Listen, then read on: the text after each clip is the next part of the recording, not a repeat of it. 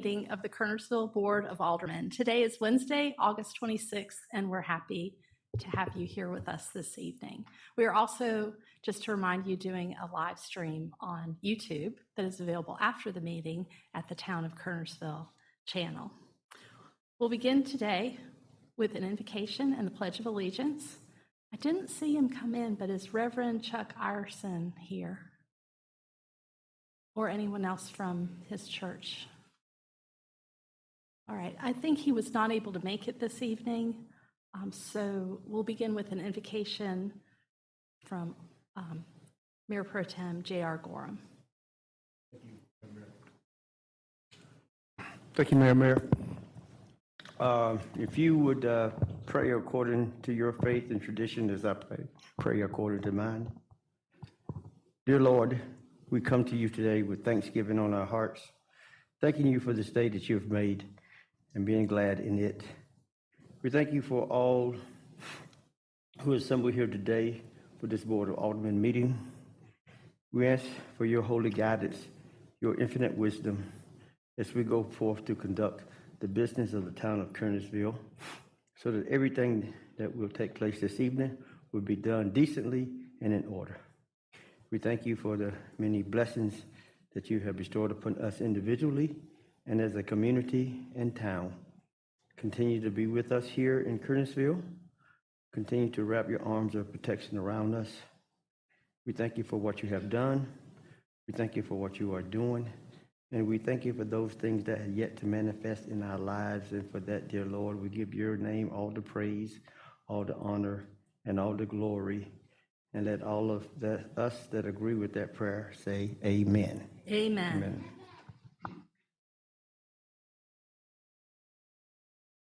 If you'll please join me in the Pledge of Allegiance.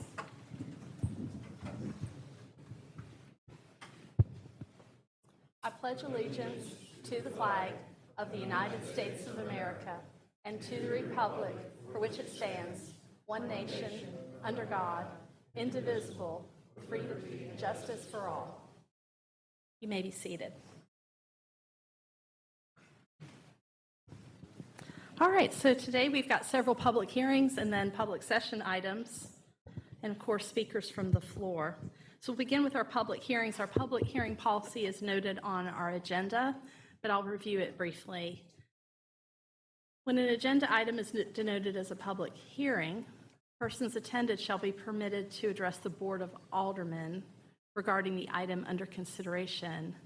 Those speaking in favor speaking first, and those against speaking second. Proponents and opponents shall each have, in totality, 20 minutes of time to speak, either by one speaker or an allocation amongst different speakers. In the event that proponents or opponents have not designated a speaker or speakers to represent that view, the mayor shall divide the 20 minutes by the number of speakers wishing to address the Board of Aldermen. All right, so our first public hearing is item A, public hearing on the comprehensive plan. Curtis Swisher, agent for the town of Kernersville, for consideration of a resolution adopting the Kernersville Comprehensive Plan. Though adoption in accordance with North Carolina General Statute 160D 501, the comprehensive plan and land use plan included within will become advisory in nature without independent regulatory effect on future zoning decisions within the town. And A1, consideration of a resolution adopting the updated comprehensive plan. Our public, our planning, our community, Catherine Garner has a presentation for us.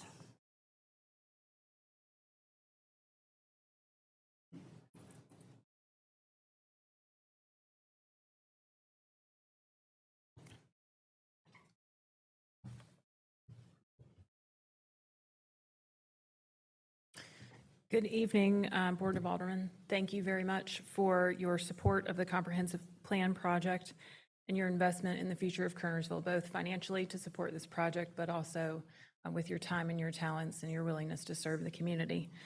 Thank you, Mayor Morgan. Let me stop you right there. Bill, can you hear her okay? Okay. I wasn't sure if the microphone was picking up your Okay. voice. Is it better? I can hold it like this. That's better. Great. Madam Mayor, thank you, and Alderman Apple and Alderman Thompson for serving on the steering committee, dedicating many hours to thinking about the project and reviewing the project and being engaged with the community and with us as part of it. So we appreciate your service.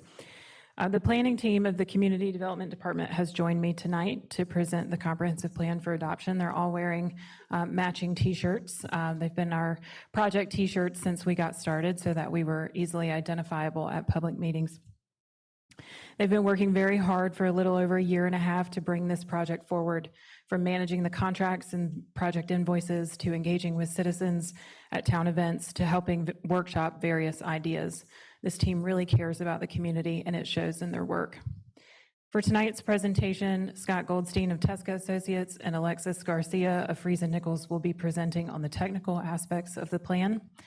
There are many others from both of their companies that have also worked on this project, and I'm grateful for their hard work as well. So why do we do comprehensive planning? Why engage in this process at all? As the mayor mentioned, the state requires it.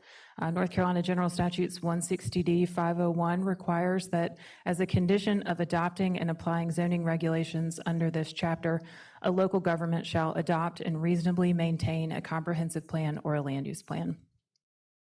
The state also says that it should set forth goals, policies, and programs intended to guide the present and future physical, social, and economic development needs of a jurisdiction.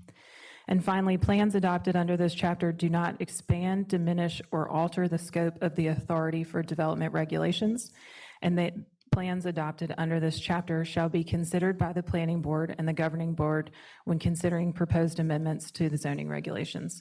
So this document has a lot of impact in the work that we do, both in the planning department and in public hearings, but also how we support the community moving forward.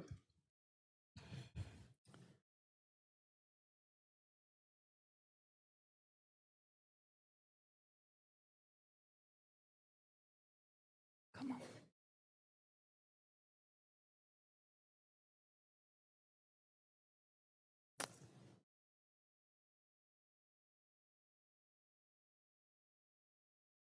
All right, Adam, what am I doing wrong? Because I did download it onto the hard drive.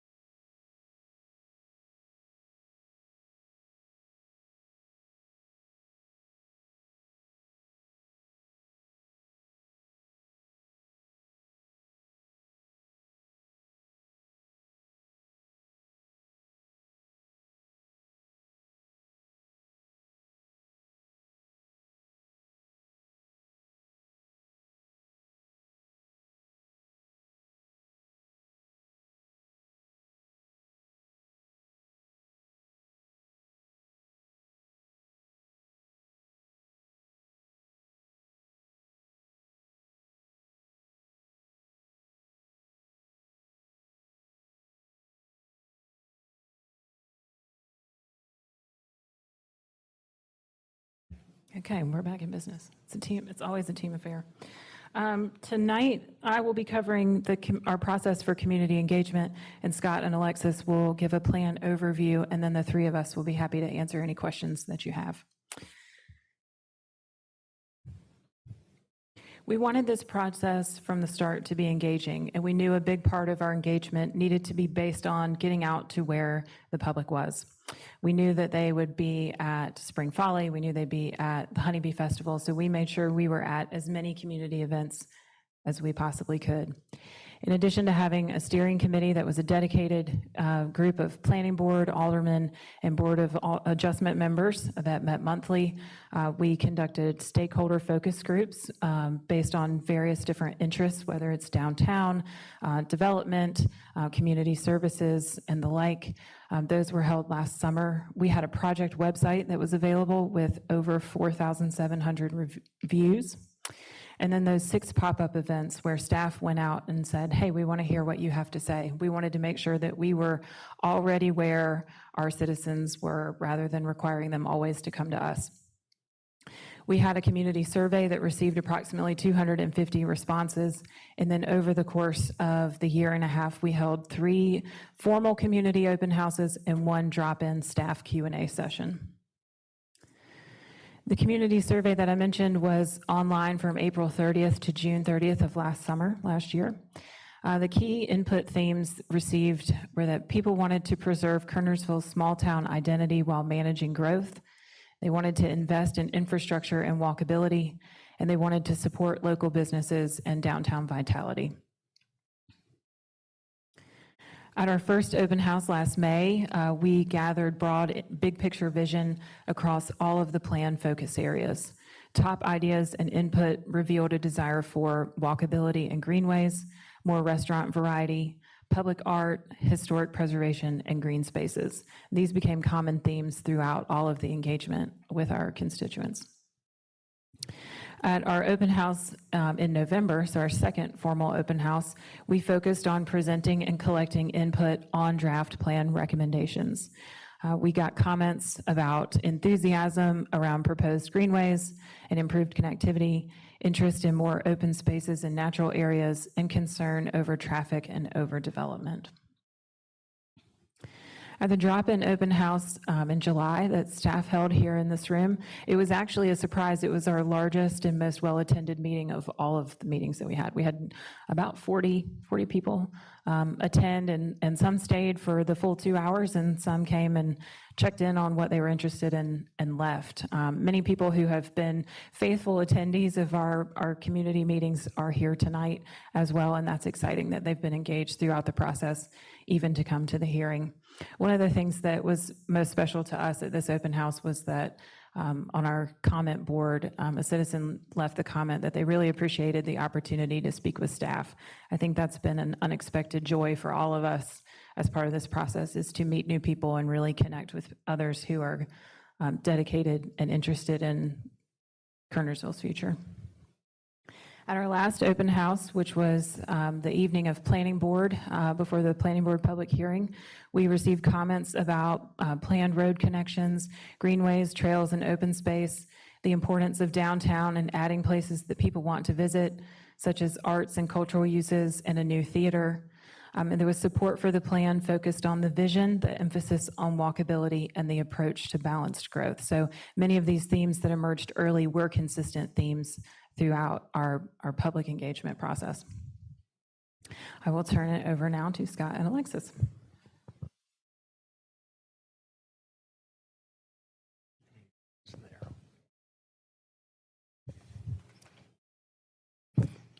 Thank you, Catherine. My name is Scott Goldstein. I'm president of Tesca Associates, and so happy to be back here, see familiar faces here that have come to several of the meetings. I'm here with Alexis Garcia from FNI.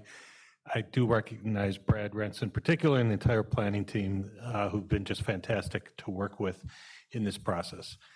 Comprehensive plan is a journey, right? So we start with where you are in your comprehensive plan and noted how much work that has been done over the years that has really crafted this small town feeling and character while still embracing growth and doing it in a quality way. And we really respect that in terms of everything in the plan came from all of you.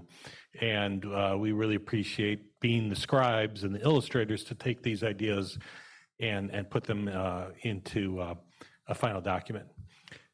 As Catherine said, comprehensive plans are required to substantiate zoning, but they are not regulatory documents. It's a policy document from the town to guide future growth, but it's regulated through zoning and other means. So it's not a regulatory document. So I think that's an important point. It's a statement of Kernersville's values, a vision for the future, specific actions. There's a very specific implementation plan as a part of this document. It has insights and recommendations about places and policies. It is a marketing tool. So when someone wants to come and move or invest in Kernersville, they can see the vision on the web or on paper in terms of how they can invest in the community and choose to live or work in Kernersville, and it's a guide for all of you as decision makers in future projects.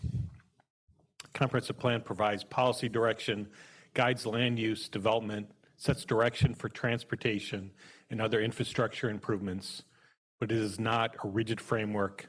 It is not the Parks and Recreation or Facilities Plan. There's a separate Parks Plan, and it's not a regulatory zoning document. So we spent a lot of time really crafting with all of you the vision that you wanted to lay out. And the key elements are really thoughtful, carefully managed growth that honors the town's history and preserves that small town charm while still moving forward. A welcoming and distinct sense of place cultivated through a vibrant downtown. You just have a wonderful downtown here. And additional commercial districts. And a lot of the plan is about how to strengthen those different places throughout the town. Well-connected streets, sidewalks, and greenways. We've heard a tremendous amount about that and how much people love the greenway that's already built and would like to see that extended, as well as additional greenways connecting sidewalks together. Abundant parks and green spaces, public gathering spaces, neighborhoods and housing options that serve residents at various stages of life, and high-quality maintained infrastructure. So a lot of this is putting into the plan policies they're already doing and setting the future direction of that in terms of future investment. We're going to give just the highlights. It's a detailed document, but Alexis and I will do our best tonight just to give the overall direction as laid out in the plan. In terms of land use, enhancing connectivity across the town. So you've got all these different neighborhoods and housing built different times and businesses, and how do we bring that all together? Preserving the existing residential neighborhoods and creating opportunities for new and varied housing mix. And you've really experimented over the years and really come to a really high quality platform for people to move to or stay in their home. Adding mixed use development, and we'll talk about that in a little bit. And then guiding future growth with design principles for new development using future land use place types. We'll also cover that in a couple minutes. And so at the heart of a comprehensive plan is a future land use map. We first started with mapping out the existing land uses and made some changes to some of the definitions based on changing development patterns in the last 10 years and simplified those land use codes. So we think that this will be an easier map for all of you to use on a regular basis when you're looking at specific places in town. And you'll see these different colors. The yellows through oranges and browns are residential development. The magentas and pinks are mixed use. That's when you have residential and commercial and open space in a district. Red is commercial. The purples are businesses and industry. You've got a really vibrant industrial base and growing employment base in Kernersville. And then the blue, public institutional parks and open space is green. And this includes not only the current boundaries, but the additional land beyond the boundaries up to existing annexation boundary agreements with other communities. So this provides a very long-term picture of growth. What we did in this plan that really is not included in most comprehensive plans is for every land use, rather than just have a written definition, there's illustrations for every place type land use that are color coded and match the colors on the future land use map. Again, these are not zoning regulations, but these are illustrations of design principles, such as that buildings should face the streets, that sidewalks should be provided, that parking should be easily accessible, that streets are connected together. And so these are drawings that you can use, that staff can use to illustrate, not regulate, new developments to make sure it fits in well with neighboring communities, does not put burden on neighboring properties. In addition to that, we worked to lay out certain areas of how those different place types could fit together. These are, the first one is downtown. And what you see there is that mixed use place type in the core of the downtown area, which is right in the middle of the map. And then you see the other colors of brighter magenta would be mixed use opportunities. So these are generally small vacant parcels award parcels that could be redeveloped or vacant land. And there's not a lot of that in Kernersville. So really thoughtfully planning out new growth. It also shows connecting the greenways together, how circulation could pass through downtown. So it is not just a very small part of the community, but it really feathers into the adjacent neighborhood. So we hope this diagram is useful for you all. And then the next two are more, how do the pieces fit together on future development areas? Again, this isn't specific, a specific address. It's really based on looking at the design principles. So in the middle there would be the mixed use of commercial properties in magenta and red, surrounded by more multifamily uses, and then feathering down to single family as you move further away. It shows open space and stormwater and a trail. So those again would be principles that could be used in planning new development. This would be on a busier road, and in this case, the commercial development would be close to an intersection, surrounded by open space in the middle, and then residential as you get further away from that transportation infrastructure. And I will give it over to Alexis.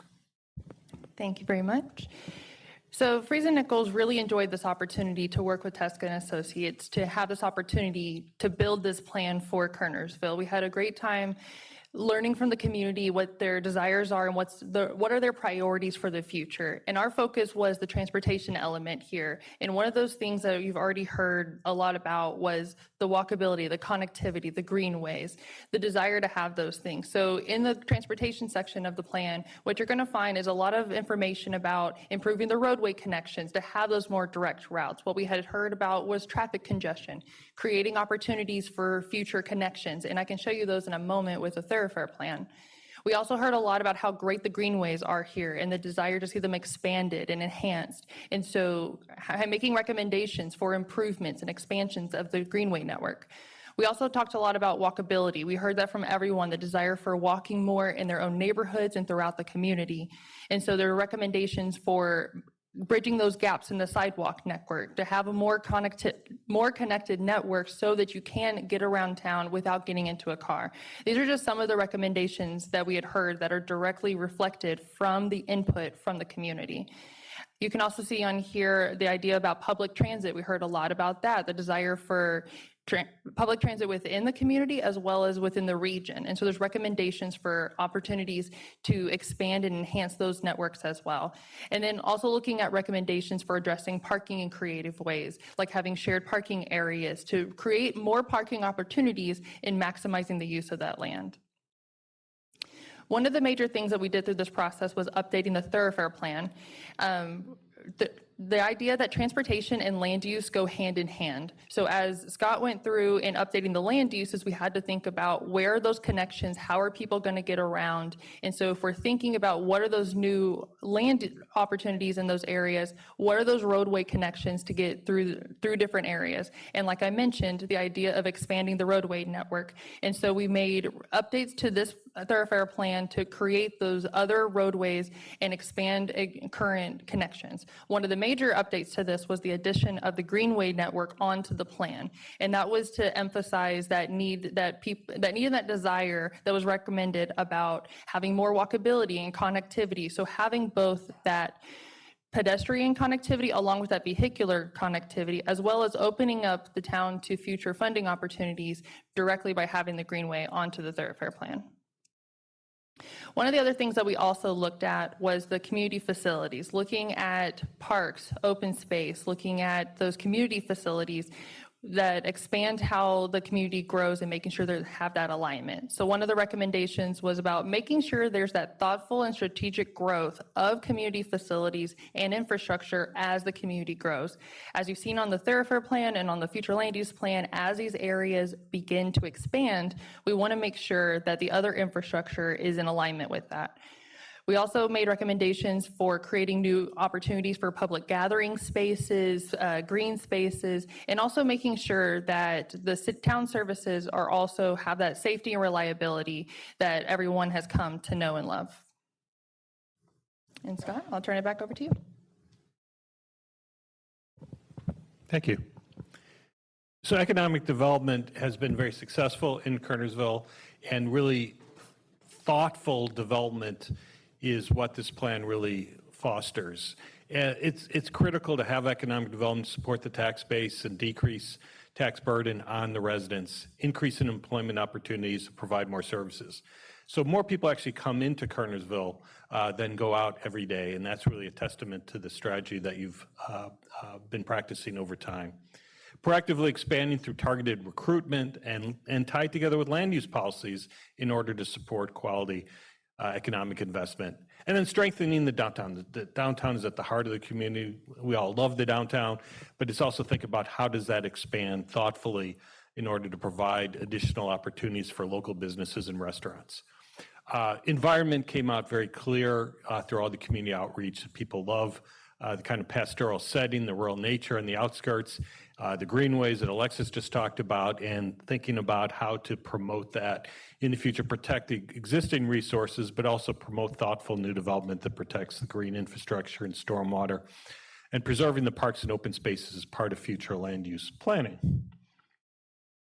Placemaking, essential to this. So you've got all these wonderful places. Here's the Botanic Gardens where we hold the meetings. And so really thinking about what are those other places to take advantage of the depot, Kerner's Folly, but also spread around town as part of new development to think through how could you have additional public spaces and places. And arts and culture came through very loud throughout the process of how important that is to Kernersville. That's the summary of the presentation, and as Catherine said, we are available for any questions you have.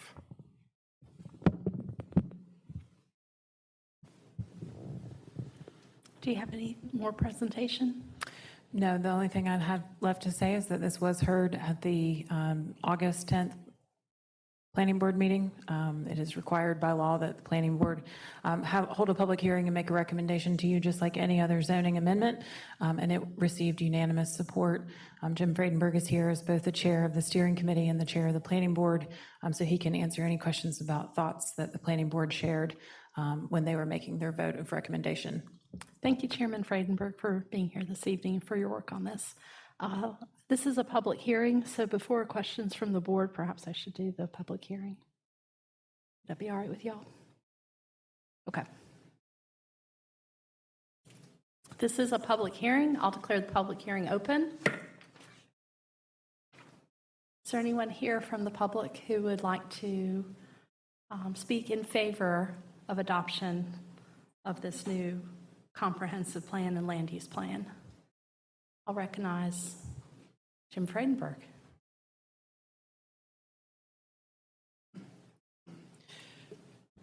Good evening, Mayor and Board of Aldermen. It was an incredibly genuine honor and privilege of mine to be able to chair the committee that steered us through this process. It was a very intentional, thoughtful process, really conducted by a group of folks that really cared about the future of this town, really cared about protecting what we have and growing it in a very intentional way and build this community out as it should. I would ask for your support for this plan, and I'm here to answer any questions. Thank you. All right, is there anyone else here to speak in favor of this plan or adoption of this plan? Go ahead, Milt.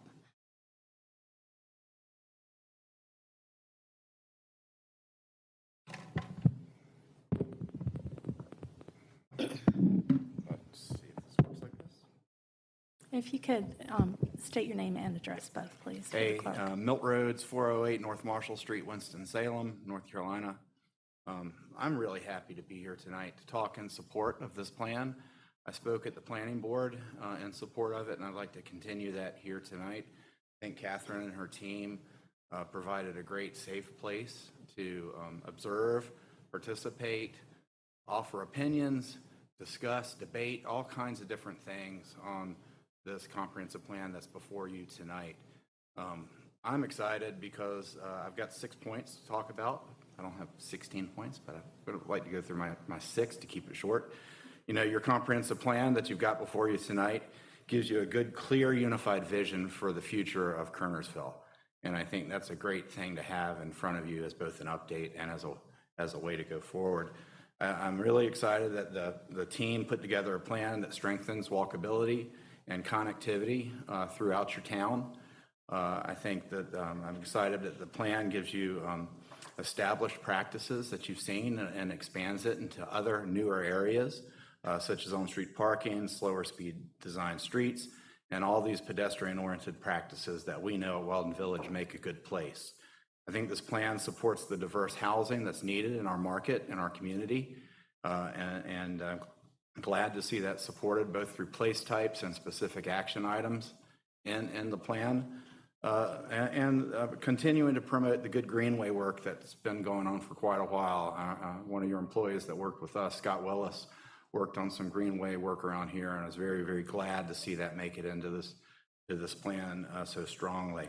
Last point is I think the plan aligns land use and transportation investment, something we believe in strongly for both public and private investment. You know, we're spending a lot of money down in the southern part of Kernersville on infrastructure improvements, and we're glad to see that make it into this comp plan going forward.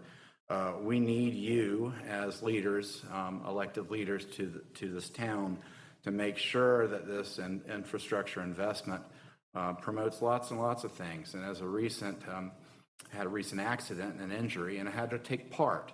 I used part to get around on transit, and I'm glad to see transit make a strong showing in this comprehensive plan.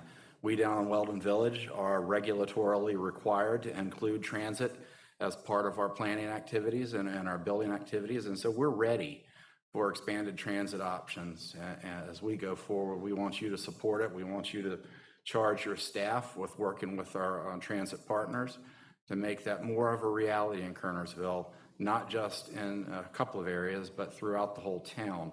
So again, at Weldon and with my team, we say good job to your team that did it. Good job to Catherine. And we look forward to seeing it go forward in the coming years. So thank you very much for your time tonight. All right, is there anyone else here to speak in favor?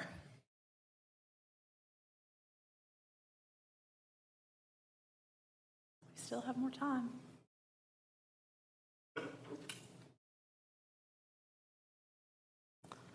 All right, seeing none, is there anyone here to speak in opposition?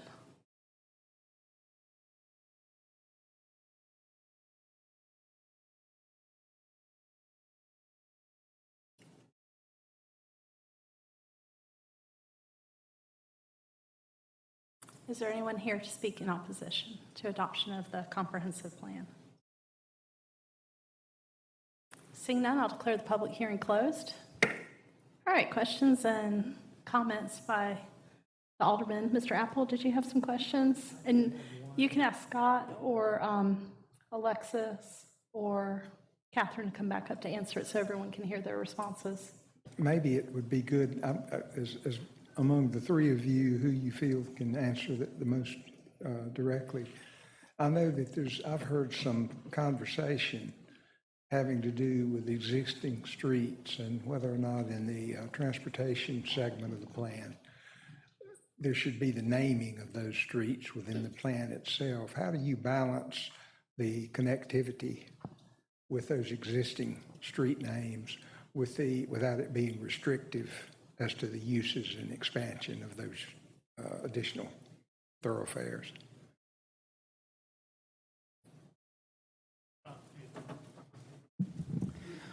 Alderman Apple, are you speaking about the sub-area maps and the inclusion of the names? Okay. I am. There was a lot of heated debate on both sides of that topic, and it was one that was well wrestled by the steering committee over a period of many months.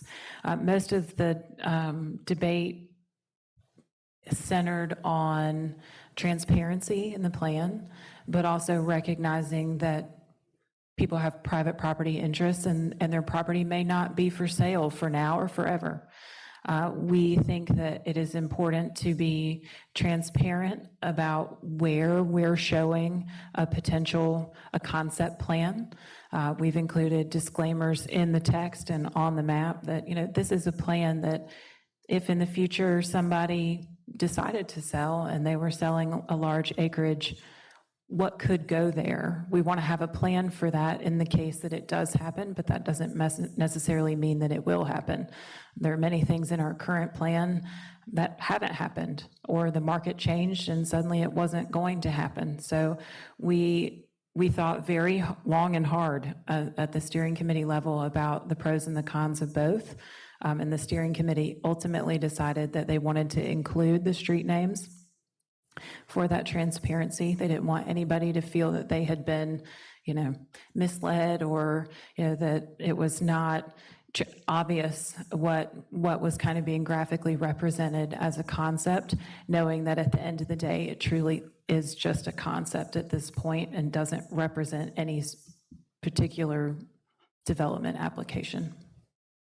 Well, I agree with the conclusion that your committee drew, and I think it does add some transparency to it. And I think you struck a very good balance there with that. So I want to congratulate you and the entire committee on the work you did to make that happen. I know there was a lot of conversation about it. So thank you. Thank you. Good job.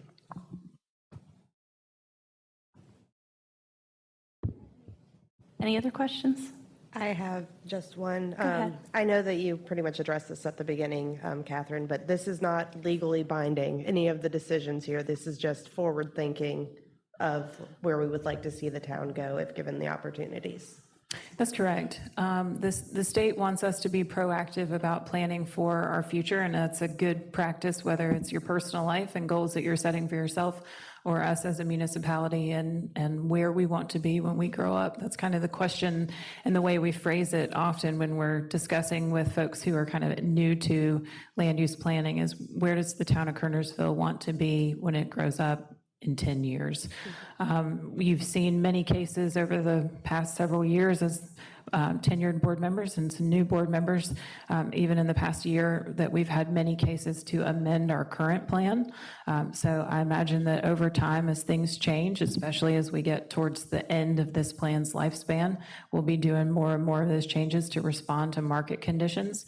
But ultimately, the decision authority rests with the Board of Aldermen to decide any rezoning case in light of the comprehensive plan and the recommendations, or to say that this doesn't apply and why. So the state does give you latitude about that, and it is not regulatory and binding quite like a zoning ordinance.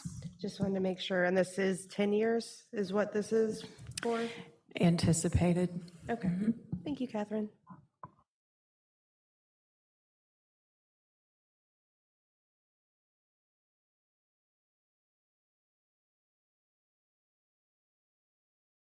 Any other questions, comments, or a motion? I'll make a motion to approve. Second. Is that detailed enough of a motion? Is that detailed enough of a motion? Yeah, they can make a motion to approve the resolution that's in the packet, resolution number R 2026. Is that your motion? Okay, I've got a motion by Alderman Thompson, second, Second. and all in favor? It's unanimous.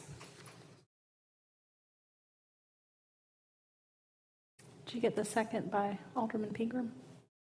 Okay. All right. Are there any final comments before we move on to the next item? I'd like to thank Catherine and planning staff for all their work. That's a lot of work, and I'm sure you've done a great job, but I'm sure you'll be ready for this to be over with, because you probably have a lot of other things to do that's been by the wayside. So thank you for everything you've done, and as well as the committee. Anything further? Let's just give her a round of applause.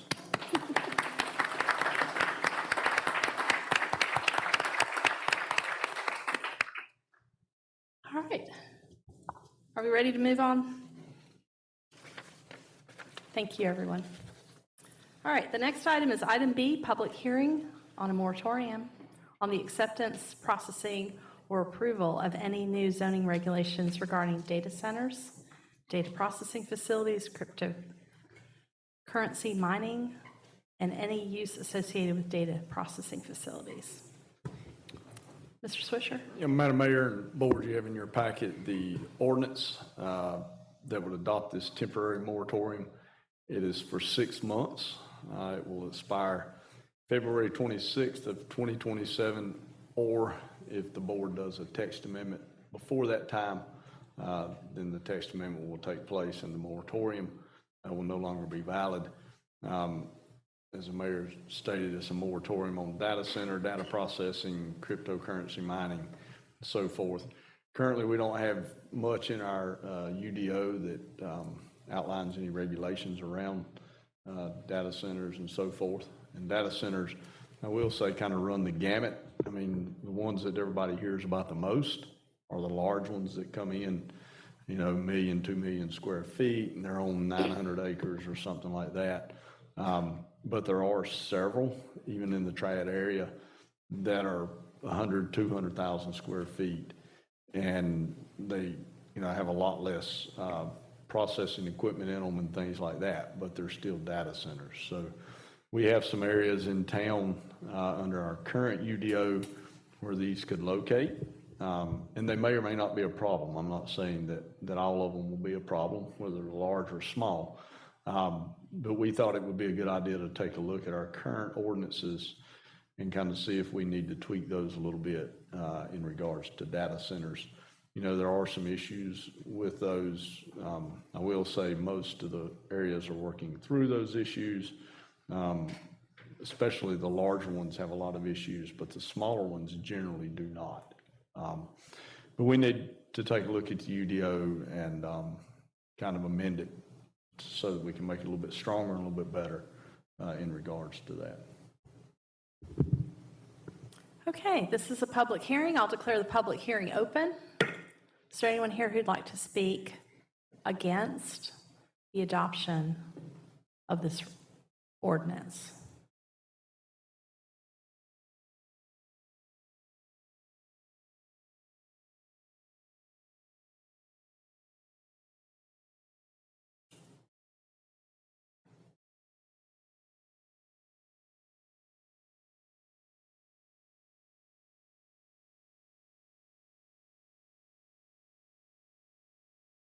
Is there anyone who'd like to speak against the adoption of this ordinance?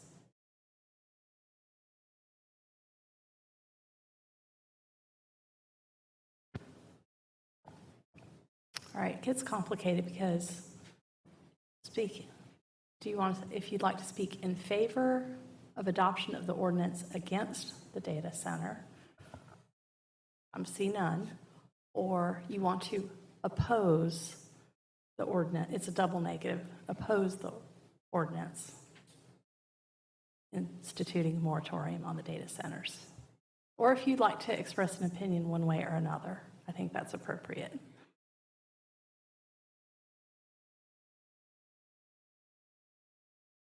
Seeing none, I'll declare the public hearing closed. Any discussion, questions, or do I have a motion? Go ahead, Mr. Apple. I'm sorry. Am I understanding this correctly, is that what this basically gives us an opportunity to do is over the next 6-month period, look at the pros and cons that those who have already delved into the development of data centers have put forward in the public discourse?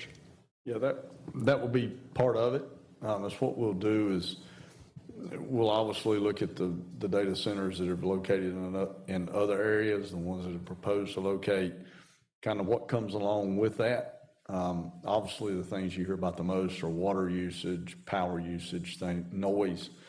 So we'll look at all of those and see if we need to refine our UDO so that we can limit those or mitigate those the best that we can, so that they happen to be around another residential area or even another commercial user, that we mitigate those concerns as best we can. It may already be in our UDO that we can do that, but we don't think so, not as strong as probably what the board would like to see it. Is the closest one to us that we're familiar that's moving forward at this point is Surrey? No, the closest one that's probably moving forward, I think Rural Hall got denied. Yeah. Stokes County is coming up for a vote. It passed. Then there were some lawsuits filed by the neighbors. It's coming back up for a vote. If it's not already came back up, it is. There's one in Rockingham County. There are 4 small ones in Winston-Salem, a couple of them being in downtown Winston-Salem, that went into vacant commercial buildings. They're 150,000 square feet. And if we get any in Kernersville, we won't get one like what they're talking about in Stokes County. We don't have 700 or 800 acres contiguous land for something that size. So it's what we would be seeing more of, would probably be data centers going into existing industrial parks. So we need, we would look at obviously our UDO as it relates to both of those, but we really need to look at it as it relates to going into an existing business park. Because we do have some commercial and industrial in town that is in a fairly close proximity to residential. So, we need to look at and see how that kind of correlates and relates to each other. But this ordinance that we're talking about, the moratorium we're talking about, is not a declaration that all data centers are bad. No, Or it's, that all data centers are good. all it is just saying, we're not going to allow any for 6 months while we kind of tweak our UDO to allow them if they come in. I think that's important that we Yeah. keep that option out. This is not by any means saying, no, we're not ever going to have them. It's just setting the parameters around them if they do choose to locate here. Curtis, have there been any express interest in coming to Kernersville with data centers? None Yes, that I'm okay. aware of yet. Okay. We're just being proactive. Correct.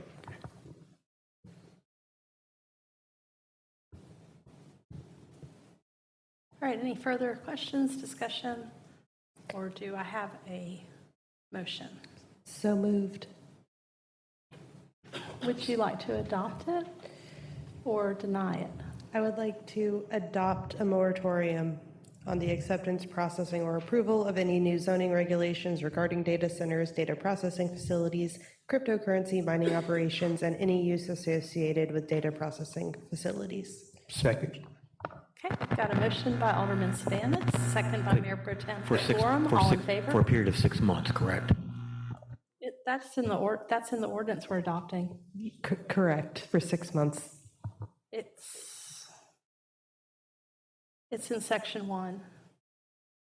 Commencing on August 26 and expiring no later than February 26, or on approval of new zoning regulation regarding data centers.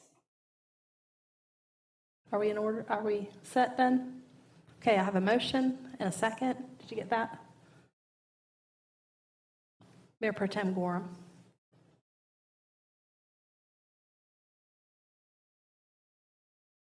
Okay, so to be clear, because we have a double negative here, motion to adopt the ordinance as written that's in our packet, which Alderman Savanas read the title of. So more simply put, this declares the moratorium. Correct. If we vote yes, we're declaring the moratorium for 6 months. Correct. All right, all in favor? It's unanimous. Okay. Perhaps we should take a brief recess. Seems like a good place to take a break. All right, we'll stand in recess.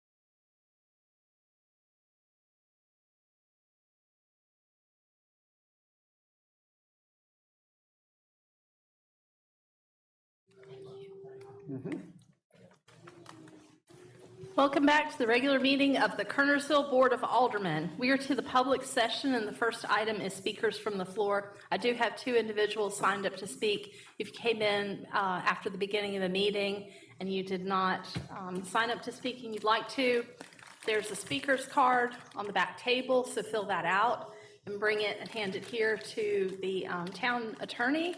Ed Powell is right here, and he will take your card and give it to me, and then you can speak on an item that is not otherwise included on the agenda. So if it's something that was on the agenda, it would not be appropriate for speakers from the floor at this particular meeting. All right, I'll first recognize Russ Gray.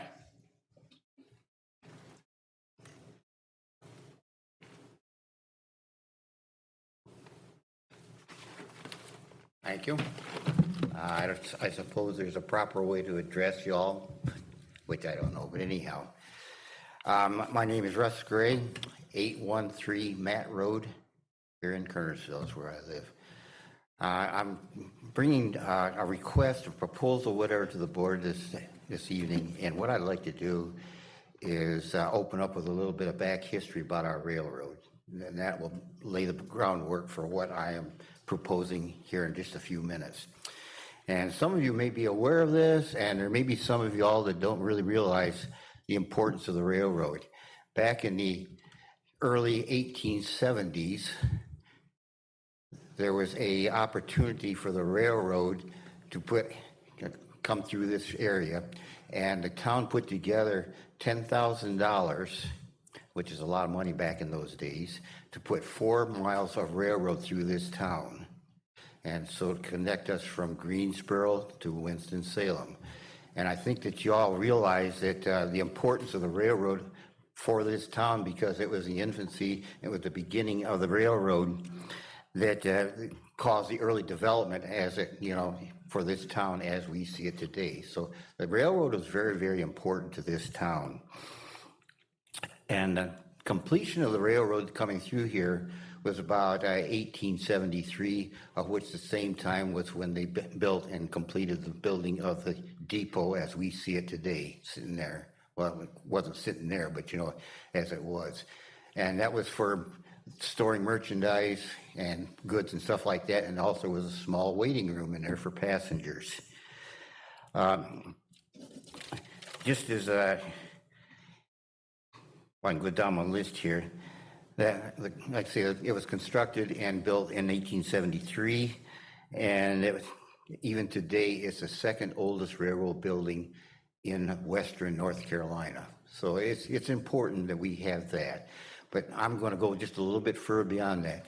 And I've got plans here, but in 1901, there was an agreement with Southern Railroad to build a passenger depot, of which there's probably a lot of people, even myself at the period of time, didn't realize, recently, that there was a passenger depot in there across from where the current depot is now, the big one, on the other side of the tracks.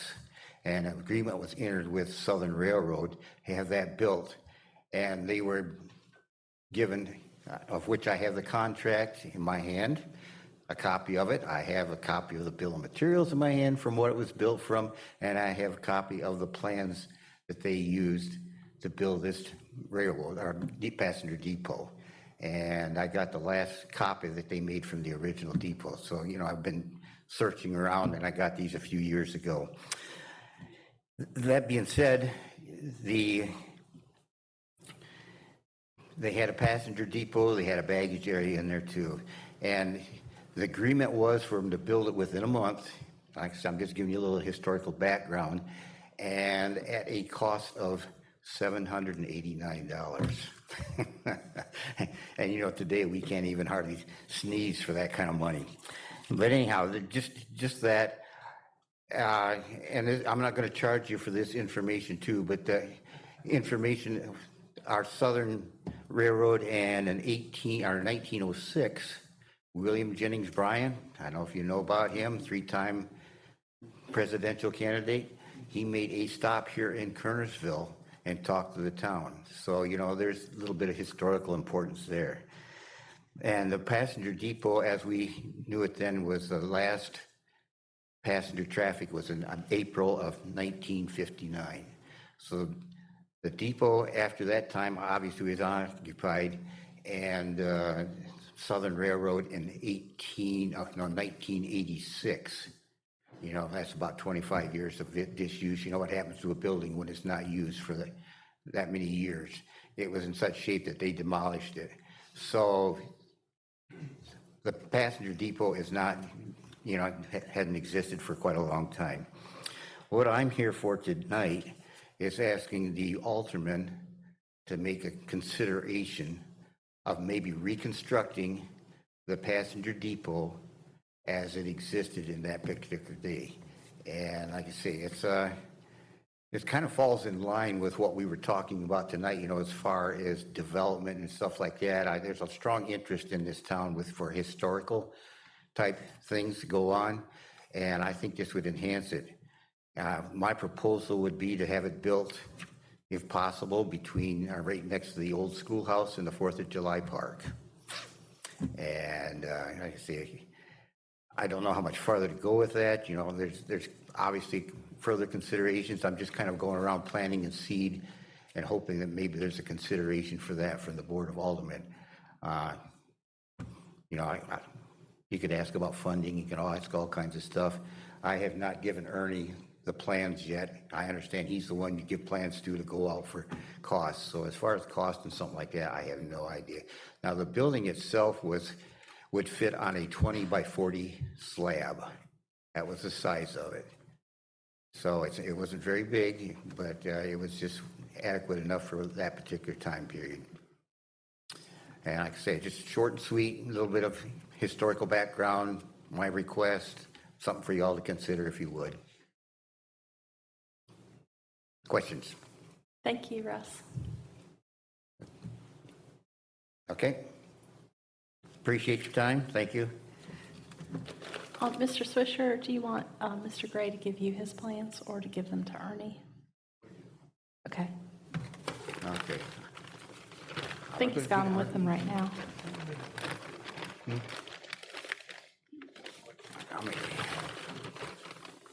Is that the copy you had made for Curtis? Or is that your originals? They're all copies. I never got, you know, you couldn't get an original, but see if I got it.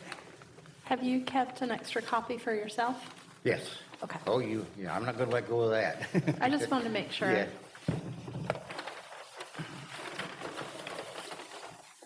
There should be a couple of them there. Yeah. Okay. Okay.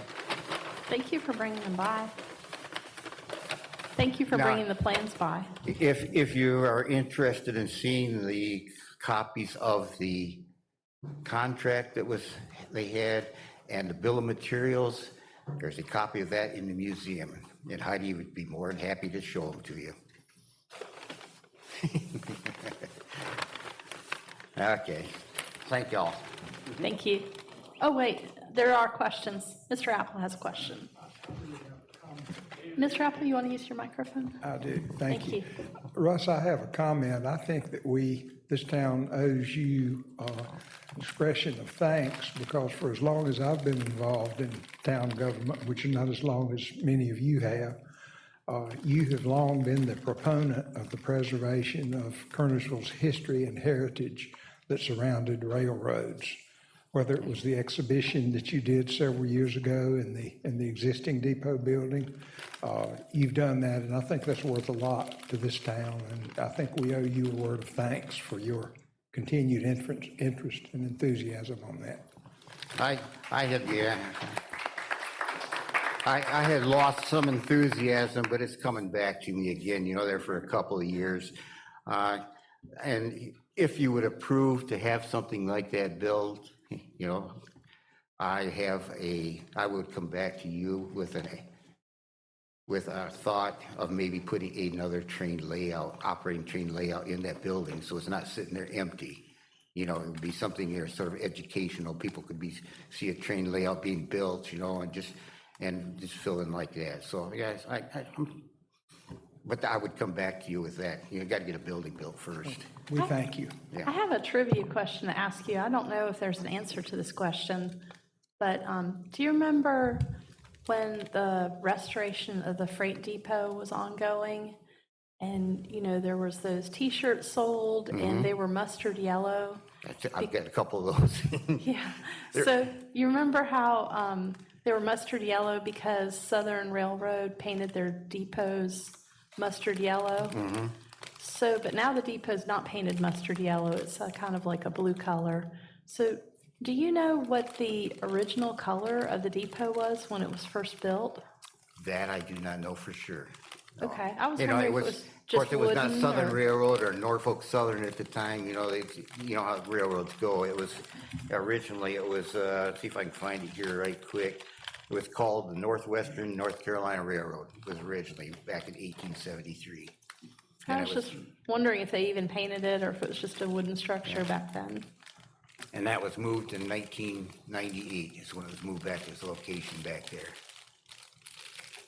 And just for a little bit of reference on it, I measured today, this old schoolhouse is 23 foot across the front and 18 foot deep. And, you know, this passenger depot was 20 foot deep and 40 foot across the front. So, you know, it'd be not quite twice the size of that, but that's what it was. It had 3 rooms to it.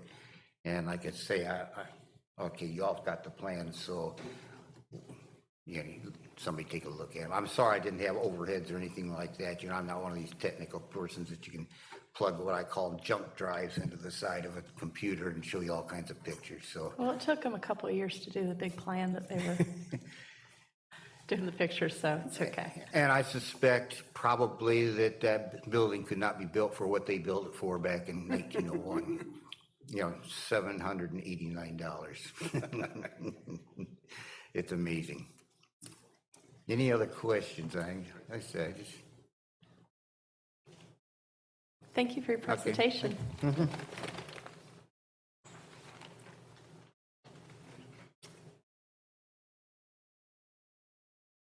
right, next I'd like to recognize Keon Samuel.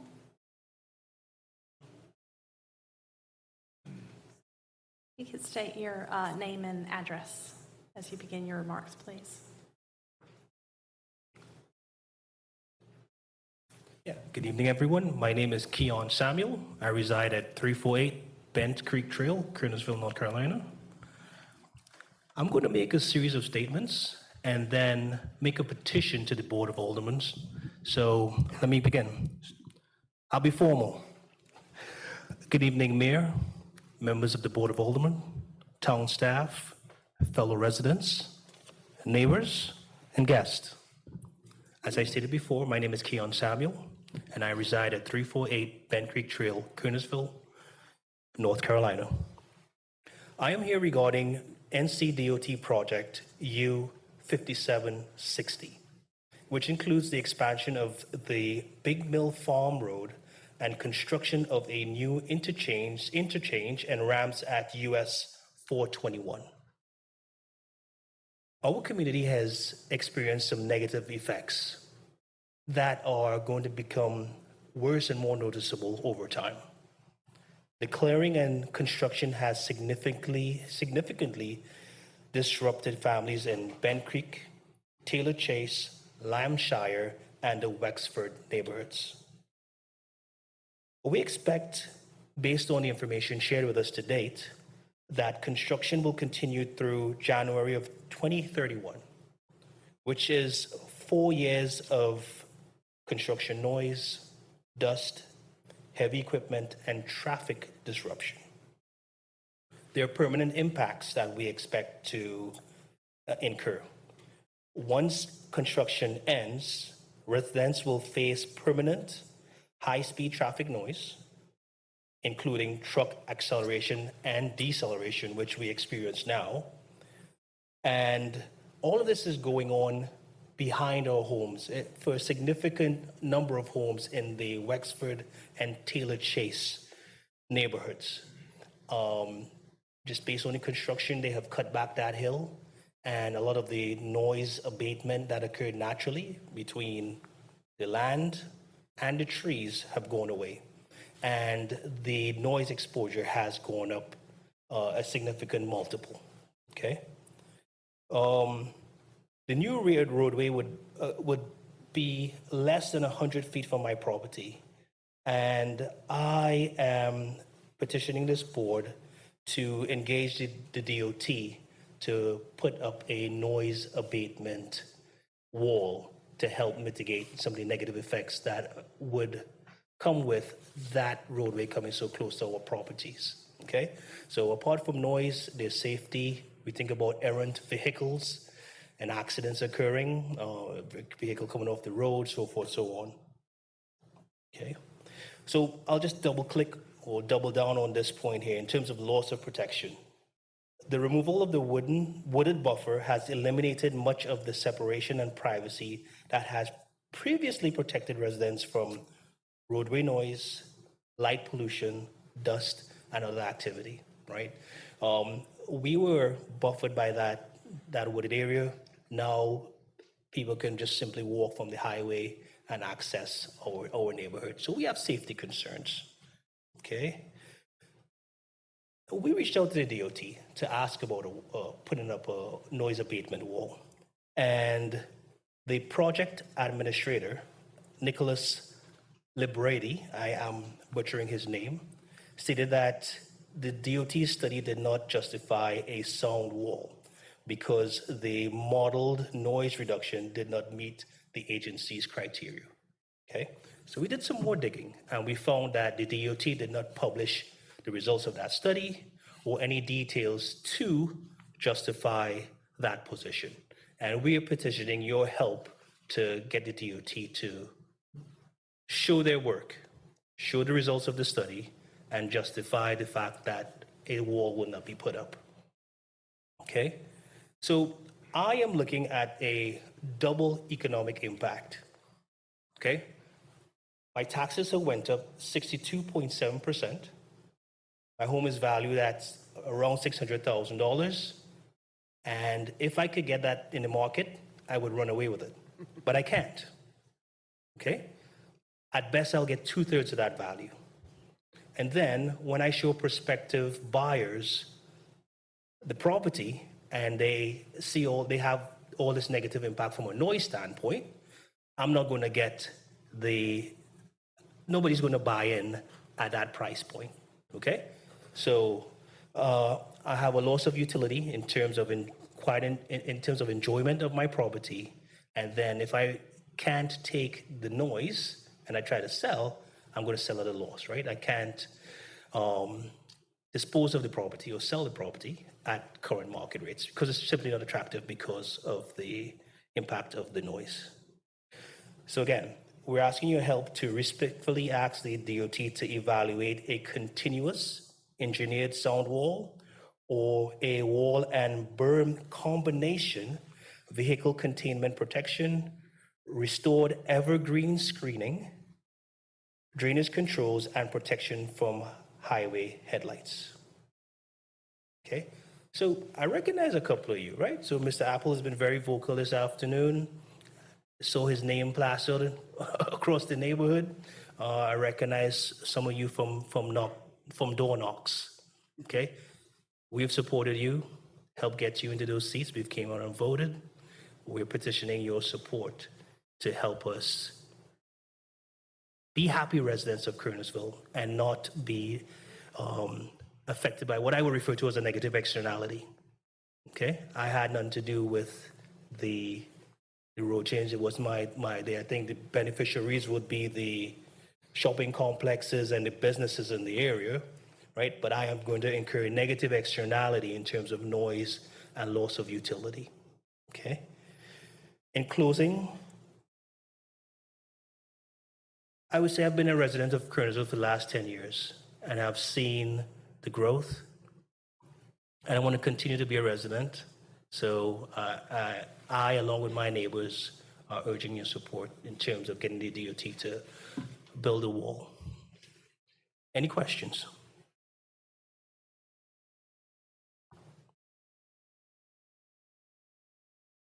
You guys are that reticent?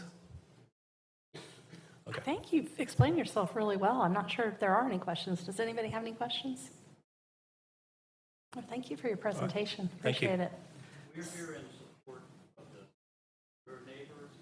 You have to come speak from the microphone. We have to have, no, if you want to say something, please come to the microphone. I'll recognize you, but if you can say your name and address. As I explained at the beginning of the meeting, I think you were here then. I didn't put in, I just want to say that we're in support of what he's saying. Mr. Apple, he's our neighbor right down the street. We're all affected by this destruction of all the lumber in the back of our subdivision. The noise is unbelievable, and this is just beginning. So what he's saying, we just wanted to reiterate that. Okay, the clerk takes minutes, so if you wouldn't mind sharing your name. My name is John Miller, and I live at 376 Bent Creek Trail, Okay, thank you, right Mr. down the Miller. street. Thank you, Mr. Miller. I asked for you to come forward because, as I said at the beginning of the meeting, this is also streamed on YouTube, but there's not microphones throughout the room, which is probably good for some of y'all, town staff, but there's not microphones throughout the whole room, so you have to speak to the microphone in order for the people watching to hear. I just wanted you to know, we have quite a few of our neighbors here in support of Keon's. Please feel free to stand up if you're here with that issue. Thank you. You can sit down now. So, go ahead and you can sit Oh, down. no, that's fine. I was just going to say that, I just wanted to let everybody know that we're here in support of Keon and his recommendation. All right, thank you. Did you have something you want? Oh, okay. Well, thank you for your time. Thank you. Sorry I didn't have a card, but. It's okay. We got you covered. We got you. That's speakers from the floor. You can come out without a card, but then the clerk risks misspelling your name, but I think we got you. So, Mr. Swisher, this is complicated because this is not a town road. It's not a town project. Have you heard more of the details of the construction? If you could have a seat, please. The construction timeline, will all of this work won't be right there at Bent Creek Trail in this neighborhood. Won't they shift to the other side of the road eventually? They will. I mean, the entire construction will take place from basically Hopkins Road over to Lowe's Home Improvement. In that area, they'll cross or Salem Parkway. A lot of the construction will be around the Bent Creek area. You know, that neighborhood, I think it's Selwick where you turn to go in. So from Selwick up past Taylor Chase, then you still pick up part of Bent Creek Trail in that area. So I mean, a lot of it will. I don't know the specifics of the construction timeline as to, you know, when will they be here, when will they be here. If they do it kind of the way they do a lot of the other projects, I mean, they'll be working along the entire length of the project at the same time. I mean, they won't like do one section, then go do another section. They'll grade the entire project and then, you know, do that at once. But, you know, it is a 4-year project, 5 years, so we probably already, as the gentleman said, 4 years remaining on that. It's a long project, and there will be obviously some disturbance in that area for that length of time. He's correct. I do not think there's plans for a noise buffering wall. I know DOT has in the past went back and erected those walls after a project is done. I think they did that along the new 73-74 Beltway. So there may be an opportunity there for them to do that. There are plans for a fence. You know, he spoke of keeping people out of their yard, backyard, and so forth. As you all know, the previous board voted for some fencing along through there. So there's some upgraded fencing as well as the standard fencing from NCDOT that will be in the project. I don't exactly remember. I think it was a black chain link fence about the entire length, wasn't it? So Yeah, so there will be some fencing. And it's a tall fence, isn't it? No, I think it's 8 foot. Okay, well, it's not 4 foot. No. Okay. But that will be later. I mean, that will not be, that'll probably be one of the very last things they do. So where does this fence go? It'll run along the NCDOT property line, along behind the houses there at Taylor Chase, Bent Creek Trail, that area, all the way up to Selwick. But again, that'll probably be one of the last things to go in. I mean, because they don't want to put the fence in, then have to take it out for other things. So during the process of the construction timeframe, you know, there won't be probably any fencing there. But as you mentioned, it is an NCDOT project. The road, the project, all of that is NCDOT. The town can certainly, we can certainly enter into discussions with NCDOT about that wall. Alderman Apple is on the TAC board. He can talk with those folks as well, because any decision to do that wall and to put it up would come from NCDOT. Is there any way that we could find out what their noise study said, since they haven't released it to the residents there? Yeah, we Could can certainly ask Seems for it. like it ought to be a public record. Yeah, Should be. I mean, we can certainly ask for that. that way there's some transparency at the very least, Yeah. get some answers. Yeah. And maybe the sound has changed since they did this study. We all know how it is once they start cutting down trees. Yeah, I mean, it's certainly going to be louder, I would expect, no doubt.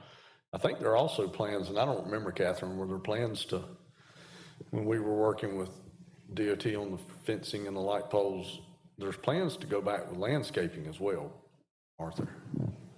I don't remember that off the top of my head. I do remember the upgraded fencing, we did pay for that rather than their standard fencing, but I don't remember landscaping. I don't remember about, I think, you know, they usually go back with some Leland cypress and things along in that type nature, but I don't know to be 100% sure. I don't know. But we can certainly, we can get with NCDOT and ask about the noise study. I can get with Alderman Apple and see if there's a way maybe to work with the TAC to get some funding for the noise walls. I don't know what their process is for going back and adding that and so forth. I do know that they have come back in areas where they've added those walls later. It's my understanding they came back and did another noise study. And after the road was open and the noise was greater than what they found it would be in their first study, and therefore they put the walls up, but I don't know. Is there a methodology to have them redo that study? I don't know, to be honest with you. We've never dealt with that. All of the walls all of the roads that NCDOT has done in town, we don't have any, there are no noise buffering walls on those roads. From what I read, and this is coming totally from what I read in the paper, about the walls that went up on the Beltway after the Beltway opened. There was a process for them to come back and do that, but I don't know what it is, to be honest with you. I can certainly find out. I'd be glad to get with you and sort of get some updated information from you, and I'd be glad to take it to the TAC on behalf of us, so. Yeah. We'll do that. And you know, just from kind of where I saw the walls go up on the Beltway after the Beltway opened, the distance from the Beltway to those houses is a lot greater than the distance from Big Mill Farm Road to these folks' houses. So if a follow-up study showed that, yes, it's louder than what we anticipated, we'll put a wall up. I don't know, but I would think that, you know, they might find the same thing here. But again, that doesn't mean they will put the walls up. I mean, they still have the leeway, even though it shows. I mean, and there's a lot in that study. It's not just, does the noise impact houses? It's also how many houses are impacted, what's the impact, peak times of day, all of that's taken into consideration, not just the houses are going to experience more noise. They're not going to put up, for instance, $1 million noise wall for 2 houses. They just won't do it. They'll just buy the house and be done with it. But I don't know, again, I don't know all the parameters around that, but I can get with Alderman Apple and we can look into it. They have a point system.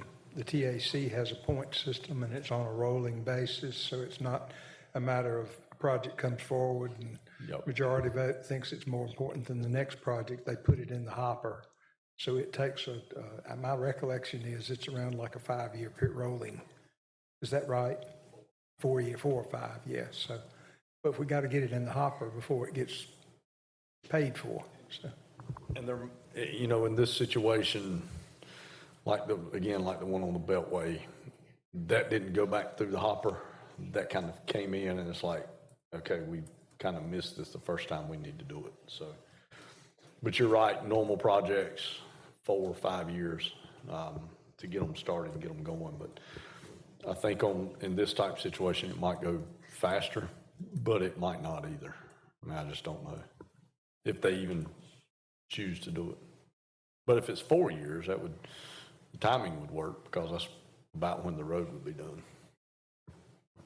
According to the 2025 traffic noise policy of NCDOT, NCDOT will provide all traffic noise analyses to local government officials within whose jurisdiction a highway project is proposed. So we have standing to get that information, and then we can also help disseminate it as well to the residents.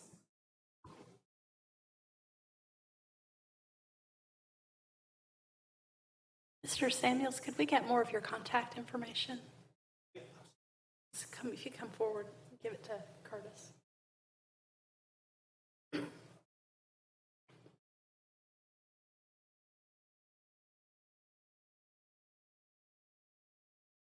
Do we need a motion or anything to direct Alderman Apple? Okay.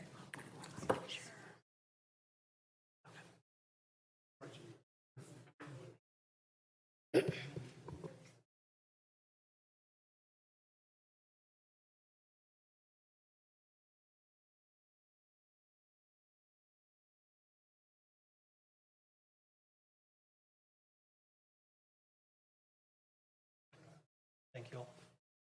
Thank you for bringing this issue up. We did, Mr. Apple had received inquiries about a wall early in the planning process for this road, and so we did try to get a wall then, a sound wall.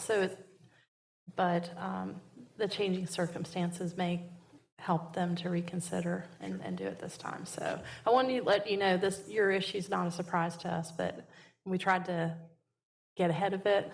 But what we were able to do was to do some enhancements to the project, and Mr. Swisher can explain them fully in a moment. Okay. The enhancements like the fencing, and we've talked about it, but I don't think the people who are in this room tonight were here when we voted on those enhancements. If you want to just kind of explain that, what we've been talking about. Yeah, when they do the project, DOT has standard, I guess, amenities that come in the project. And so the Board of Aldermen voted to upgrade those. I think it was the street light poles, as well as the street lights, the fencing that goes with the project, the junction boxes, power boxes, and I forget the other one. There was 4 or 5. I think it was also the decorative bridge rail for the bridge that'll go over the highway, and then the mast arms for the new traffic signals at certain intersections. And that's correct. Sidewalk, maybe? Sidewalk, the board also voted to participate in the sidewalk that will go from basically Big Mill Farm Road up to Mountain Street, up Hopkins Road. And without that participation, there wouldn't have been a sidewalk, because we have to do the match. And without that participation, it would be a stainless steel fence behind your house instead of one that's a little more attractive. So, to the extent the DOT works with the town, we've worked with them to make this the best project and most aesthetically pleasing project possible. for the area, but we'll investigate this issue of the sound walls. If I may make one statement, so I Sure. thank you in advance for your support. We greatly appreciate it. You have my email. I think the residents are willing to support the town in any way that we could get to what I would call sufficiency.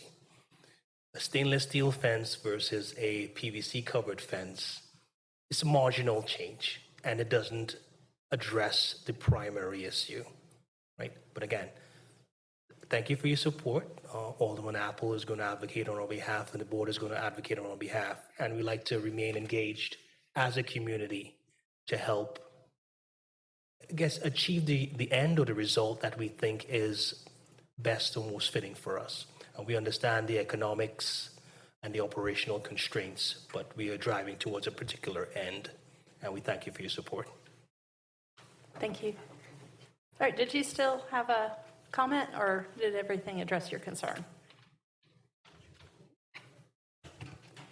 All right, if you could state your name and address, please. My name is Leanna Gottlieb, and I live at 391 Bent Creek Trail, and I just wanted to support my neighbor, and I've been a Kernersville resident since 1980, raised my two daughters here, had two good careers here. I was very impressed with Catherine's presentation of the comprehensive plan, particularly the emphasis on the green spaces and connectivity of our town. And yet I live on Bent Creek Trail and I've watched kind of my beautiful neighborhood that I've been in since 1995 go through some tremendously negative changes. We don't sit on our deck anymore because of the roaring of the highway. And the green space is just so important to us. So I just wanted to put another face to the devastation that project on Big Mill Farm has been doing to our beautiful neighborhood. Thank you. Thank you. All right, I also have to speak on a different topic, Danny O'Connor.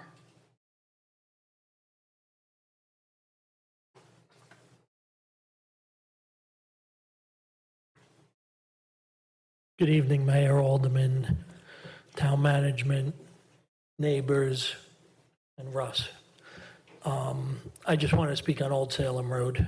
Obviously, we have a closure up there, and I'm just kind of looking to see what the town knows about that road. Okay, if you want to sit down, I actually have some other facts, too. Oh, go so ahead. if you- Go ahead till if you're someone- finished. Okay. That project was stalled. Nothing was going on. I'm not sure if anyone from the town had made calls. I witness it every day, and I said, there's no way this project is getting done on time. I made a call to DOT myself. I'm Joe Schmo. I don't have a position in any municipality. Luckily, I got into a good person at DOT, and they went out there the next day and saw what we had seen for weeks. And that day, stuff started to happen. Project's still not on time. It's now on its third or fourth date. And when the decision to close that road was made, I'm not sure if anyone ever talked to Bishop McGinnis, who's coming to capacity with their students there. But just so you know, Bishop McGinnis students and faculty and people going to that school usually make a right turn on Salem, go up to the traffic circle, come around the traffic circle, and then head straight into that school. So now, with this road closure and extension of time and school being opened, it's a very dangerous situation. And I don't want to see one of those kids get T-boned by a car coming through that intersection because everyone's trying to make that left turn, which is already tough. At least with Salem in the traffic circle, it alleviated some of that problem up until this point. I did speak to DOT again today. Last week when I spoke to DOT, the contractor had given DOT a date, and I'm at 1432 Prospect Hill Street, one of the buildings I own, and from our homeowners association, we were given a different date. I forwarded that to DOT. That was not the date the contractor gave to DOT. other than a bond, which they're not going to pull. State DOT really can't hold them accountable as a contractor. So I would just ask when these decisions are made, that if there's permitting with the town to have that road closed or driveways cut in or whatever it may be, that we take into account that if there are not dates that are hit, there should be some accountability, because it creates chaos. As in addition to Weldon Village, it gives you an exit onto 66, and with the closure and now the extension, and I don't know if anyone's thought of this, maybe a little enforcement, because when you try to make a left turn out of that exit of Weldon Village, and those cars come flying around that corner on 66, honestly, I've screeched my tires once or twice to get out of there quick. So if we're going to keep this extension going between the school, the speed on 66, I would hope there's some sort of enforcement or something to help alleviate the issues that are having there. And I'd like to see contractors held responsible to the dates they speak to if they're going to ask to close roads. How I wound up calling was one day that road was closed, and I went out the back way and then came to the new building that the town built, and that road was closed. And DOT, there's a project going on over there the same week that both sides were closed, and the traffic on Union Cross trying to get into town that way was horrific. And that's how I originally called DOT and got the ball moving with that project. But like I said, I'm just a guy that was driving down and made a phone call. Someone should really be watching these projects. And even the contractors with Duke on 66, plenty of times I've been on that strip, they still have the lane closed at 6 p.m. I believe they're not supposed to have lane closures after a certain time due to rush hour traffic and stuff like that. So just some accountability and awareness, and when we have these projects going on, because it does create a little chaos for the drivers, and it's going to speed those drivers up that are just impatient. So I just don't want to see one of those kids get hurt trying to turn into Bishop with that road closed. I appreciate the attention to it. Thank you. Okay, thank you. Mr. Swisher? Not a whole lot. On the town side, that Old Salem Road is a DOT road. They issued the permit to do the road work on Old Salem Road. It's on their timeline. DOT chooses to allow the developer to extend it. DOT can do that. I don't think we even have any enforcement at all in it, do we? As far as I know. I mean, DOT is the one that's in charge of enforcing the work and enforcing the timeline. I can tell you, unfortunately, it's not a rare occurrence for a developer to take longer to do a road project than they tell you. I've seen them be 3, 4, 5 months over. Not that far down the street from Old Salem Road, there's one that took probably 6 months longer than it was supposed to. But it is inconvenient, no doubt about it. It sends a lot of traffic through Weldon. Makes it tough coming out of Weldon to turn left, where a lot of the folks would normally go up to the stoplight. But DOT, I don't even know that they really, I think we found out a day before maybe that they were going to close the road. They kind of just told us, hey, we're closing the road. And as far as I know, it was about the day or 2 days before, at least, when we found out in admin, because we posted on Facebook, let everybody know it'd be closed. So it's kind of on them. Same deal with 66 on 66 with Duke Energy. Then you're really dealing with something. Duke Energy and DOT, you might as well go play with the railroad. Two entities that really, they're not really worried about what you tell them. I mean, Duke Energy closed Edgewood Street and never told anybody they were closing it, and that's a town street, and they still closed it and claimed they told somebody at DOT. Well, that's not who you tell, but they closed the street and didn't open it. So, go tell them. They'll tell you, well, move our truck if you'd like to, and be sure to take that pole with you. I mean, that's just kind of the way it works, unfortunately.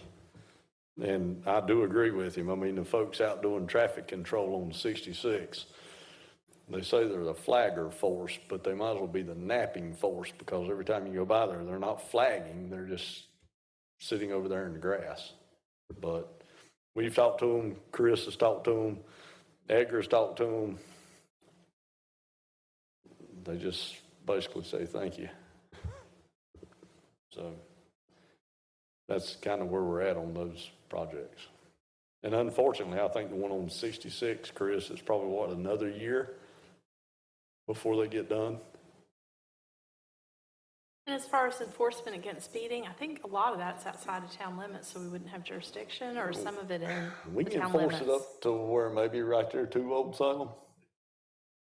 So But we've going got, past Old Salem to where you turn into Weldon is actually, that's highway patrol, isn't it? We have set the trailer out there, shows the speed limit, and had a car out there, but as far as actually writing tickets, I mean, it gets a little bit sketchy.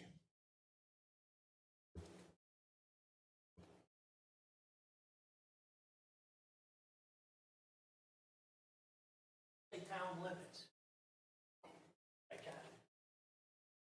go ahead, I'll recognize you. When you say town limits, I get a town tax bill. So is that not in the town?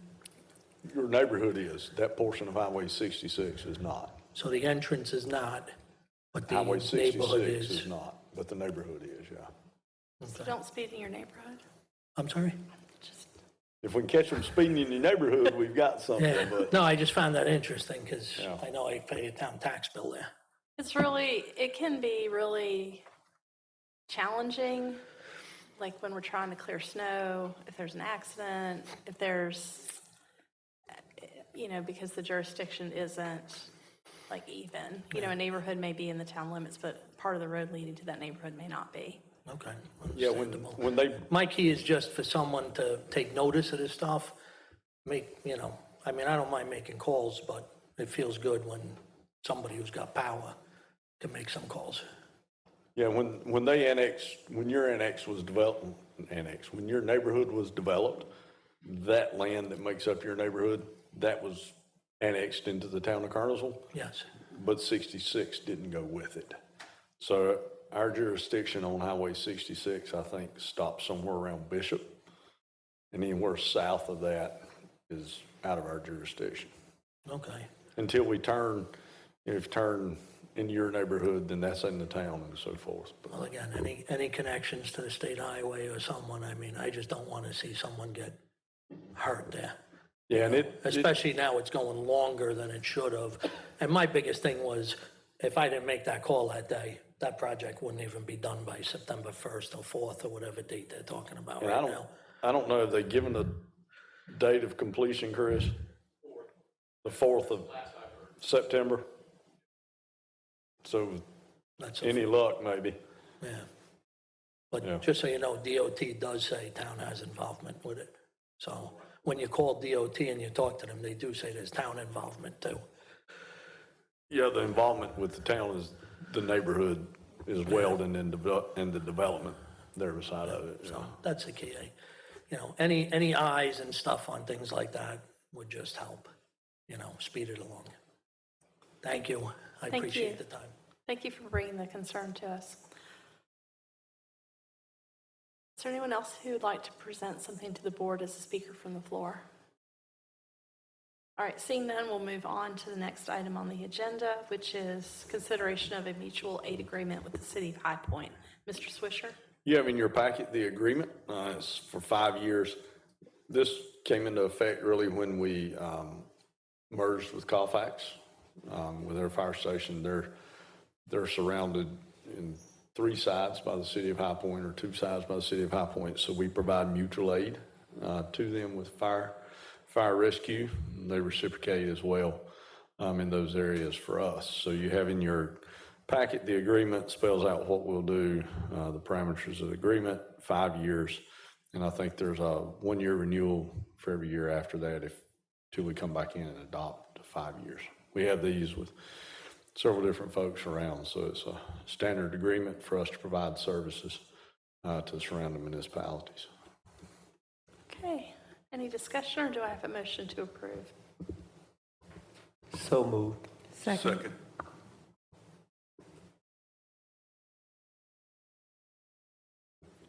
We've got 2 seconds. I have a motion by Mayor Pro Tem Gorham and a second by Alderman Pegram.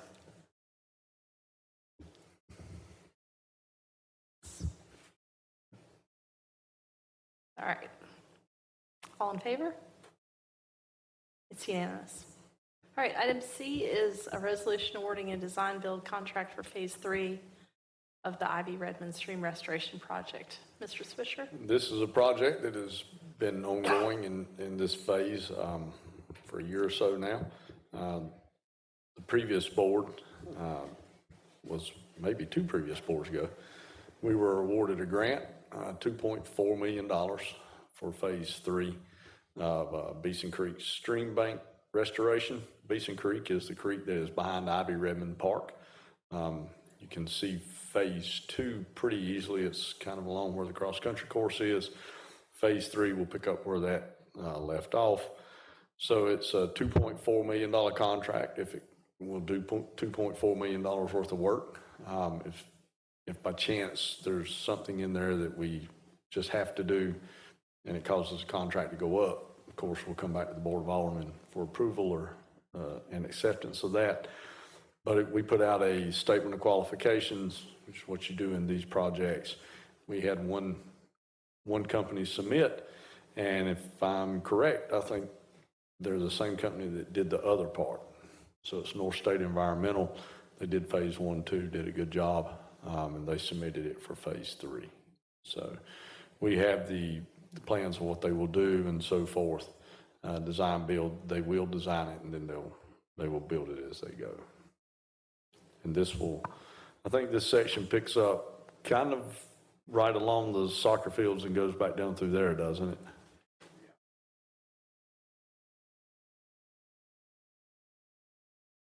Yep. So it's up behind the townhomes on Beeson Field Drive and goes down through that way, or Beeson, whatever's, Field Crest. Yeah. Phase 1 and 2 turned out really well. Like I say, you can see I guess it's Phase 2, pretty easily if you kind of park along Beeson Road where the Holiday Inn Express sign is, walk down across the cross-country course, and it goes along through there. That was all of that Phase 2? Or was that 1? Yeah, and then Phase 2 is up. Yeah, so that's Phase 2.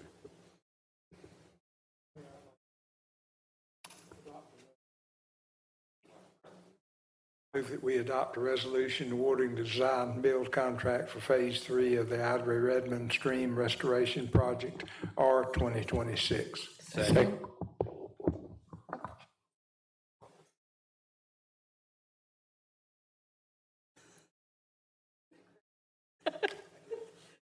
They're coming at exactly the same time. I have a motion by Alderman Apple and a second by Alderman Thompson. All in favor? It's unanimous. And for the board members, if you have not walked along part of the restored area, I would highly recommend contacting Wendy Hardup, putting on your boots or old sneakers and blue jeans and bug spray and seeing it. But it is utterly amazing. And in this new section, there are probably areas that are 12 or 14 feet, maybe taller, that are caving in with trees on top of them, basically caving into this stream. And so these projects rebuild the stream bank, create a floodplain, and then use some of the materials from the site, like some of the vegetative matter that was damaged from the erosion within the stream bed to create, meanders and habitat. And they have had an amazing restoration of the natural environment with these projects. So it's been, people reported, the different insects and frogs and that sort of thing coming back to the stream. So it's pretty amazing results. And in this case, for this phase, It will help protect those houses from the stream bank erosion. Mhm. Yeah, anything else we need to do on this? Are we good? All right, moving on. We are to the briefing. Mr. Swisher. Madam Mayor, you have 3 public hearings on for Tuesday night. The first one being, that's the shopping center where Planet Fitness is that correct? Or the one beside of it? This is the small one, like in between all of the Lowe's Foods and the Planet Fitness ones. So you have a request there to go from HBS to HBC. The second rezoning is out Union Cross Road. What's the little coffee shop? It's beside the Caribou Coffee. Caribou. I couldn't remember what it is. Caribou, and that's for an urgent care facility. Something similar, yes. Yep. And then the third one is a voluntary annexation of properties on Highway 66. Is they going to continue that? That will be continued until the October meeting, yes. Yeah. So that will be continued. So you'll only have 2 public hearings because if you approve the continuance of the one.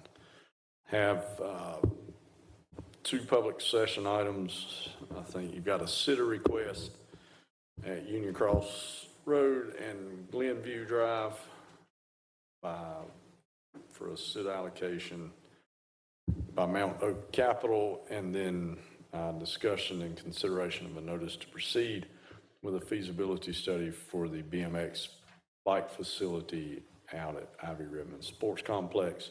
And we'll have some information attached to that, kind of explaining the feasibility study and what we're looking for. And then that's it on Tuesday night's meeting, unless something gets added between now and then.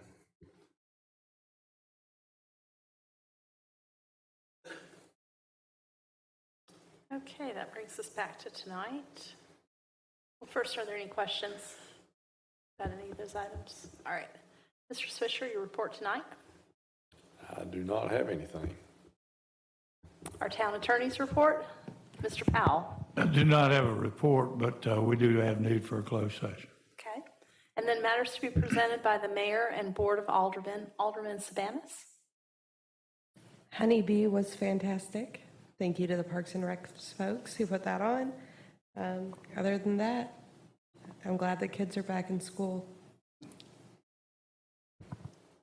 It's too bad some road projects started right when that happened, but we'll struggle through. There was a road project on the other side of town too that happened right when the children started at Kernersville Middle that affected 2 roads right near the school too. So fortunately, we survived that one and it's moved on. So there's hope if these road projects get completed eventually. All right, Mr. Apple. I have nothing, Mayor. Okay. Mr. Gorham. No comments. Mr. Pegram. I have nothing. Mr. Thompson. I have nothing as well, thank you. All right. So thank you all for joining us. We will continue the meeting again after the closed session, but we do have need for a closed session. Do I have a motion?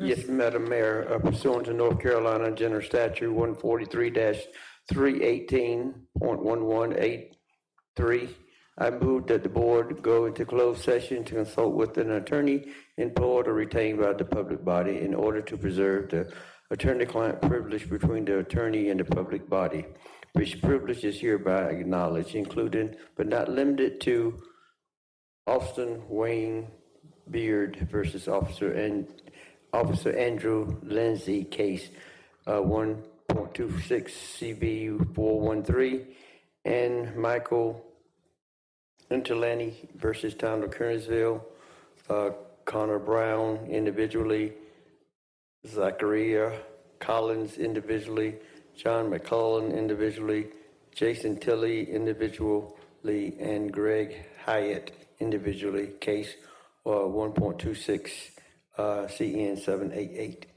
Okay, I have a motion. Do I have a second? Second by Alderman Sabanis. All in favor? It's unanimous. This meeting is now in closed session. We will